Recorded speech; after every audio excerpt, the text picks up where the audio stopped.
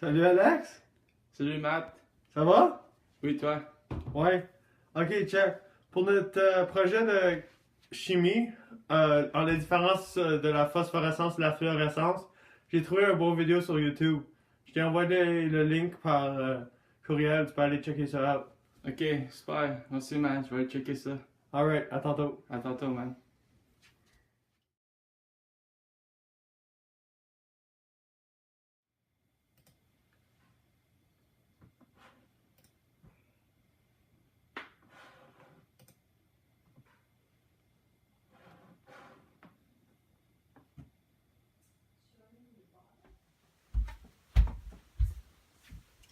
Bonjour et bienvenue à un autre épisode de Cerveau brillant. Toute matière absorbe des photons pour émettre de la couleur visible à l'œil nu.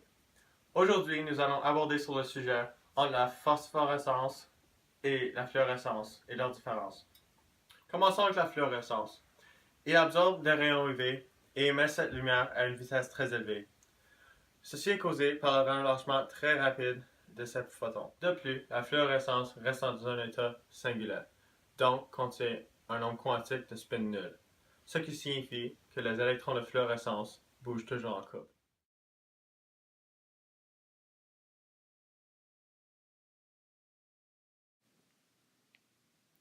Dans cet exemple, les vêtements blanches, les essuie-mains blanches et la peinture fluorescente permettent d'être visibles dans le noir grâce à la lumière ultraviolette. Lorsque nous éteignons la lampe,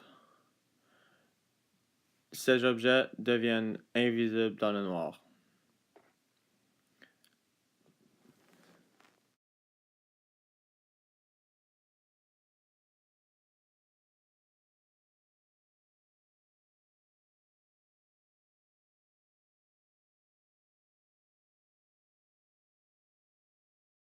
Contrairement, la phosphorescence émet une lumière qui dure pour plusieurs heures de temps si exposée à la lumière pour une longue durée. À l'aide de la mécanique quantique, nous allons expliquer comment certains objets phosphorescents et fluorescents absorbent et émettent de la lumière. Dans ce cas, les photons de lumière absorbés se font lâcher avec le temps car les électrons passent de l'état singulaire à l'état triplet. Pour faire ce changement, les électrons doivent se retrouver dans un passage interdit. Donc, malgré la source d'énergie éteinte, les électrons continuent à être excités.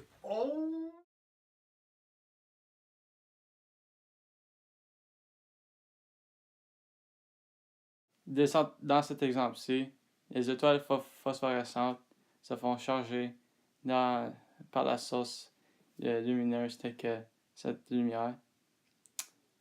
Et lorsqu'on l'éteint dans le noir, la lumière devient brillante immédiatement. Et à la longue, avec le temps, ils vont devenir de moins en moins brillantes. Tel qu'après 2 minutes.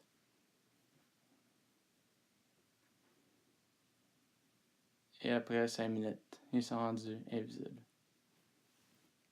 Dans ce schéma, nous allons observer la différence entre la vitesse d'excitation perdue entre la fluorescence et la phosphorescence. Comme on peut voir, la phosphorescence prend un détour vers son couplage de triplet et la fluorescence descend immédiatement à son spin 0. En d'autres mots, les objets phosphorescents émettent leurs photons de lumière à une vitesse très lentement comparée à la fluorescence qui émet ces photons à une vitesse très rapide. Merci d'avoir visionné cette vidéo.